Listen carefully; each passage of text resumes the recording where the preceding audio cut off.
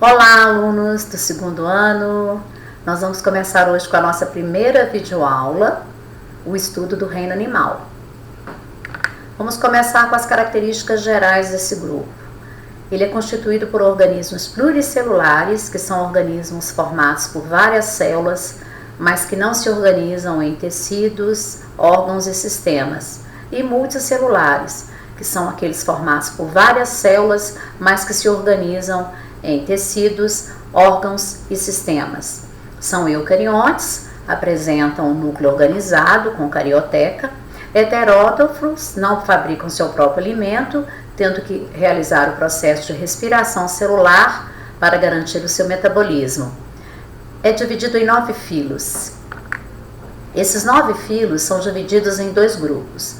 O grupo dos invertebrados, que são aqueles que não apresentam coluna vertebral. São 8 filos: poríferos, quinidários, os vermes plateumintos, hemateumintos e anelídeos, artrópodos, moluscos e equinodermos. E os vertebrados, que é o grupo que apresenta a coluna vertebral, o filo Chordata, e é dividido em 5 classes: peixes, anfíbios, répteis, aves e mamíferos. Uma outra característica importante no processo de estudo do reino animal são os tipos de simetria, que é a capacidade da divisão corporal em raios e planos semelhantes. Nós temos a simetria radial, quando a gente divide o corpo do animal em vários planos longitudinais, passando pelo centro do corpo do animal em partes semelhantes. E a simetria bilateral, quando a gente divide o corpo do animal em 2 metades semelhantes. Nós vamos começar então com o filo porífera, que é o filo mais primitivo, mais simples do reino animal, as chamadas esponjas. A palavra porífera vem do prefixo grego poris, que significa poros pelo corpo. São organismos sésseis, vivem fixos a um substrato, aquáticos, maioria marinha, podendo se encontrar também espécies de água doce, as dulcícolas. Apresentam inúmeros poros na superfície do corpo, são filtradores e não têm tecido organizado, ausência de sistemas, portanto, são organismos pluricelulares. Assimétricos, ausência de simetria. Aqui nós temos a imagem de grupos de esponjas no fundo do mar e água doce. Nós temos agora o corpo de uma esponja cortado longitudinalmente, mostrando a pequena diferenciação celular. Como são organismos pluricelulares que não se desenvolvem em tecidos, as células especializadas é que vão fazer todo o trabalho metabólico. Nós temos células especializadas que fazem respiração, digestão, circulação, excreção, e são células encarregadas de garantir as funções vitais para este organismo. A gente começa com os porócitos, que são células encarregadas de formar os poros espalhados pelo corpo do animal. Os coanócitos são células importantes no processo da circulação, excreção e também digestão. Os amebócitos são células encarregadas da excreção também. As células especiais encarregadas do esqueleto são as chamadas espículas. Existem, para cada espécie de esponja, espículas com formatos diferenciados, o que garante a identidade genética para esse animal. Vemos também um espaço interno, chamado de átrio ou espongiocele, e a gente observa também uma abertura, que é o ósculo, por onde essa água sai. Reprodução dos poríferos. Os poríferos podem reproduzir-se assexuada ou sexuadamente. Na reprodução assexuada, nós temos 3 tipos: a regeneração, o brotamento e a gemulação. No processo de brotamento, ocorre a formação de brotos no corpo do animal. Esses brotos são externos, eles se destacam, caem no substrato e desenvolve-se um novo indivíduo. É um processo encontrado também no outro filo que veremos, que é o filo dos quinidários. O processo da gemulação ocorre a formação de brotos internos. As gêmulas, esses brotos, essas gêmulas, elas formam quando ocorrem condições ambientais desagradáveis, desfavoráveis ao animal. e é encontrado principalmente nas espécies dulcícolas. Depois essas gêmulas caem no substrato e se desenvolvem também. No processo de regeneração, ocorre uma fragmentação da esponja em partes e pedaços. Essa esponja é desagregada, esses fragmentos caem no substrato, ocorre uma reorganização das células e a formação de novos indivíduos. Na reprodução sexuada, nós encontramos espécies monóicas hermafroditas, com fecundação cruzada, troca de gametas e desenvolvimento indireto, com uma larva quinada chamada de anfiblástula. Aqui nós temos em detalhe 2 indivíduos liberando gametas masculino e femininos, ocorre a fecundação na água, a formação da larva quinada, cai no substrato, se assenta e forma um novo indivíduo. Classificação dos poríferos. O critério para a classificação dos poríferos é a quantidade de fibras proteicas, espículas calcárias e silicosas que formam o corpo do animal. A primeira classe é a classe calcária. Ela é formada de esqueleto com espículas calcárias de carbonato de cálcio, são marinhas, pequenas, tubulares e em forma de vasos. A classe Demospongiae é formada por um esqueleto de espículas silicosas, de silício, que é um sal mineral, fibras proteicas, a chamada espongina, a maioria marinha, formas e tamanhos variados, podem incrustar-se em pedaços envelhecidos de madeira submersa.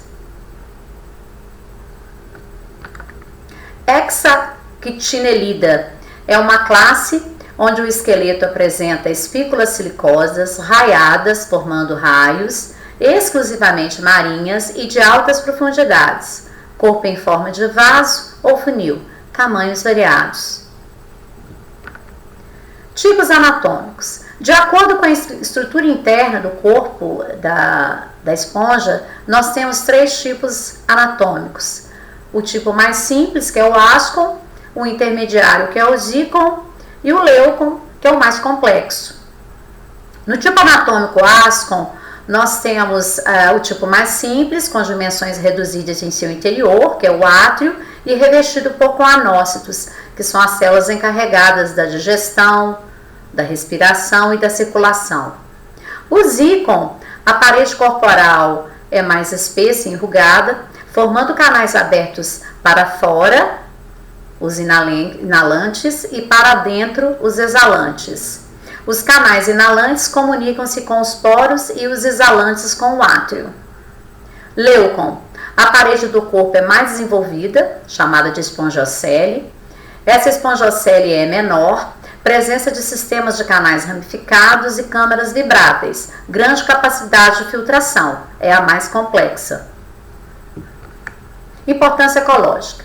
Servem de hábitat para diversos animais e algas, fonte de alimento para várias espécies de peixes e outros organismos, sensíveis às condições da água, sendo bioindicadores de poluição. Vamos começar agora com outro filo, que é o filo quinidária, os coelenterádeos. A palavra quinidária vem da célula especializada de defesa desses animais, que são os quinidócitos, que disparam uma substância que queima, urticante, que realiza em si a defesa desse animal. São sésseis ou móveis com simetria radial. As formas sésseis são chamadas de pólipos, as formas móveis de medusas. Aquáticos, maioria marinha, e apresentam sistemas, ou seja, são organismos multicelulares, apresentam várias células que se organizam em tecidos, órgãos e sistemas. Sistema nervoso rudimentar, difuso, espalhado pelo corpo do animal, sistema digestório incompleto, apenas com boca. Apresentam tentáculos com substância urticante, que queima. Esses tentáculos auxiliam o animal no nado e também apresentam os quinidócitos, que são as células especializadas de defesa desse animal. As formas de pólipo, anêmonas do mar e corais, e as formas de medusa, caravela e águas-vivas. Lembrando que pólipo é a forma fixa e a medusa a forma que tem movimento.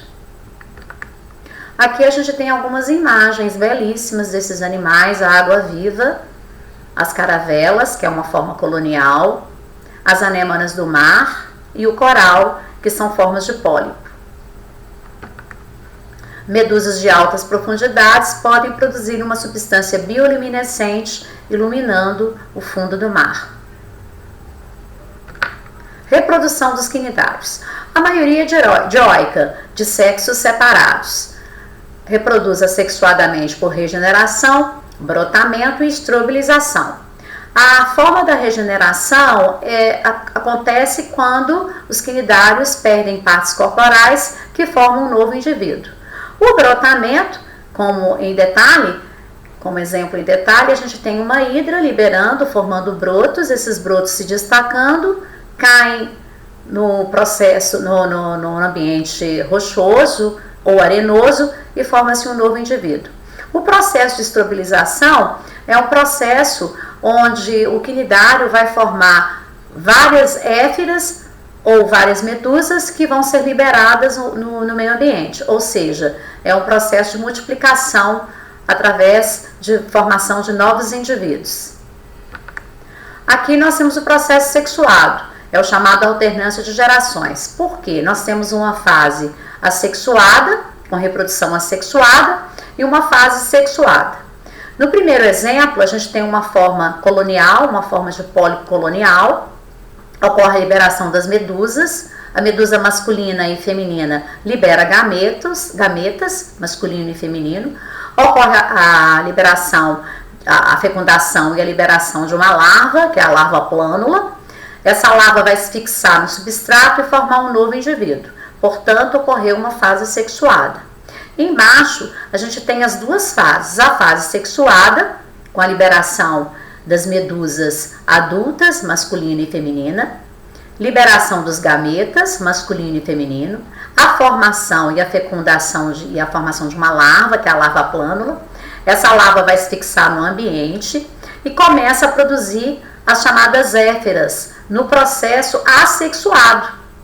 A liberação dessas medusas maduras em novos substratos finaliza o processo assexuado. Observamos então uma fase sexuada e uma fase assexuada. Classificação dos quinidários. Os quinidários dividem-se em 4 classes. A classe hidrozoa, os hidrozoários, são os únicos quinidários de água doce, as chamadas hidras, mas nós temos também representantes marinhos, as caravelas e obélias, pequeno porte, isolados ou coloniais, predomínio dos pólipos, que é a forma fixa, ou céssio. Sifozoa, os sifozoários, predomínio das medusas, que é a forma móvel. O exemplo mais clássico são as águas vivas, isoladas ou em grupos marinhos. Antozoa.